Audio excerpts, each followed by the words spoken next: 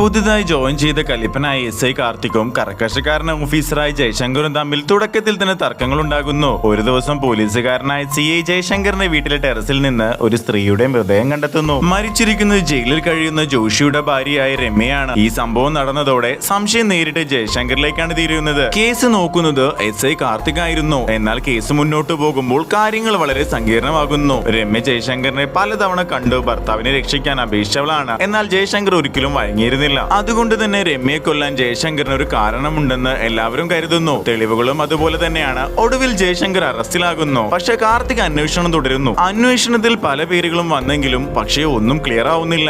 ഇതിനിടെ സിൻഡോ എന്ന ആളാണ് രമ്യയെ അവസാനമായി കൊണ്ടുപോയതെന്ന് കണ്ടെത്തുന്നു. എന്നാൽ പെട്ടെന്ന് തന്നെ സിൻഡയും കൊല്ലപ്പെടുന്നതോടെ കേസ് കൂടുതൽ കുഴഞ്ഞു പോകുന്നു. അതിനോടൊപ്പം തന്നെ സിൻഡോയുടെ മൃതദേഹം കാർത്തികിന്റെ വീട്ടിൽ നിന്ന് കണ്ടെത്തുന്നതോടെ കാർത്തികും സംശയത്തിൽപ്പെടുന്നു. ഇതോടെ കാർത്തികും ജയശങ്കറും ഒരുമിച്ച് സത്യം കണ്ടെത്താൻ ഇറങ്ങുന്നു. അവർ തിരിച്ചറിയുന്നത് ആരോ അവരെ പ്ലാൻ ചെയ്ത് ഇവരെ രണ്ടുപേരെയും കൊടുക്കാൻ ശ്രമിക്കുകയാണെന്നാണ്. അവസാനം അന്വേഷണം എത്തുന്നത് ശിവദാസൻ എന്ന പോലീസുകാരനിലേക്കാണ്. വർഷങ്ങൾക്ക് മുൻപ് ജയശങ്കർ ശിവദാസന്റെ മകൻ അരുണിനെ ഒരു കേസിൽ വളരെ കഠിനമായി ശിക്ഷിച്ചിരുന്നു. അതിന്റെ അപമാനവും മാനസിക സമ്മർദ്ദവും സഹിക്കാനാവാതെ അരുൺ ആത്മഹത്യ ചെയ്യുന്നു. ഈ സംഭവം ശിവദാസന്റെ മനസ്സിൽ വലിയ പകയായി മാറുന്നു. അതിന്റെ പ്രതികാരമായി ശിവദാസൻ ഒരു വലിയ ഗൂഢാലോചന ഒരുക്കുകയും ചെയ്യുന്നു. ജോഷി ഉപയോഗിച്ച് ജയശങ്കറിന്റെ ഭാര്യയെ ആക്രമിപ്പിക്കുന്നു. പിന്നീട് സിൻഡോ ഉപയോഗിച്ച് രമ്യയെ കൊലപ്പെടുത്തുകയും മൃതദേഹം ജയശങ്കറിന്റെ വീട്ടിൽ എത്തിക്കുകയും ചെയ്യുന്നു. എല്ലാം ജയശങ്കറിനെ കൊടുക്കാനായിരുന്നെങ്കിലും ഒടുവിൽ കാർത്തിക്കും ജയശങ്കറും ചേർന്ന് സത്യം പുറത്തു കൊണ്ടുവരുന്നു. ശിവദാസന്റെ പ്ലാൻ പൊളിയുകയും അവൻ പിടിക്കപ്പെടുകയും ചെയ്യുന്നു. അങ്ങനെ ജയശങ്കർ നിരപരാധിയാണെന്ന് തെളിയിക്കപ്പെടുന്നു. ഈ കേസ് മുഴുവൻ പറഞ്ഞ DYSP ഉദയഭാനു പിന്നീട് ഒരു ദുരൂഹ സാഹചര്യത്തിൽ മരിച്ച നിലയിൽ കണ്ടെത്തുന്നു.